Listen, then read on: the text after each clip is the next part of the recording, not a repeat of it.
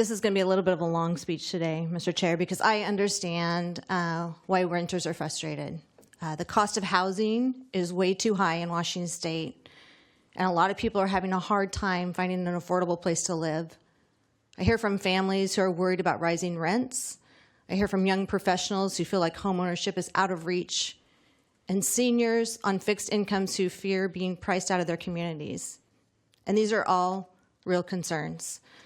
Washington State is currently the 4th most unaffordable state in the nation for housing. Rent control is not the answer.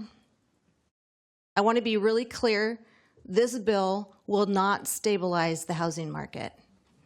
Stabilization means making something steady and unlikely to change. This bill does the absolute opposite. It's going to destabilize our housing supply. This is a great bill.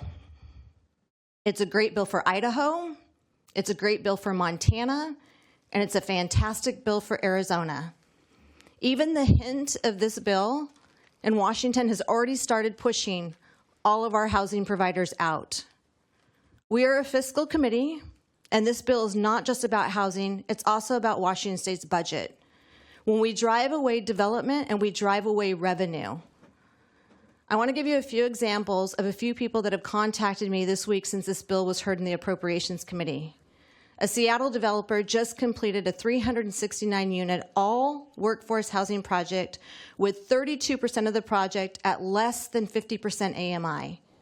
Based on changes in regulations in Seattle and proposed implementation of this legislation, the developers decided to end production in Washington State and is now developing in Arizona. That developer paid $6.4 million in sales tax, of which $4.2 million is estimated to have been paid to the state of Washington. A manufactured developer is also under construction on 2 manufactured home communities right now in Washington State, adding over 300 home sites. The estimated sales tax on the site work clubhouse to the state is $1.6 million. That's not including the purchase of all the manufactured homes and the housing units installed on the site. That's another projected revenue loss to Washington State, if they didn't do it, of $8.3 million. That housing provider has indicated that they are going to stop building in Washington State and are currently acquiring properties in Idaho and Montana. The third and last one that I'm going to bring up today, because there's many more stories just like this, are 2 projects that are happening right now in the Bellevue-Kirkland area. They're building over 400 units of workforce housing. Both are projected to generate about $5.7 million in sales to Washington State. The same developer has delivered over 1,200 units of workforce housing in Washington State. That developer recently set up an office in Idaho to develop mixed-use, affordable, and workforce housing. The developer has indicated this legislation with this legislation, he will no longer be pursuing options in Washington State. This is just 3 examples of over $18 million of revenue to the state. That's not including B&O tax. It's not including property tax. It's not including impact fees. And it's not including the broader economic scope of this bill, which will also destroy construction jobs in Washington State.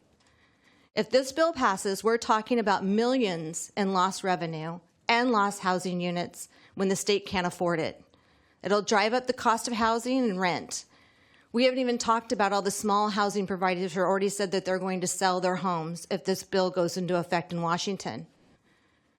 The real problem is not enough housing. We don't have enough housing. Rent control has failed in New York, it's failed in San Francisco, and it will fail here because it chokes off supply and drives up prices. This right now is the Appropriations Committee, and our job is to evaluate the fiscal impact of legislation. This bill is not only going to fail renters, it's also going to fail our state budget. It's going to reduce tax revenue, it's going to shrink our housing supply, and it's going to accelerate the affordability crisis in Washington.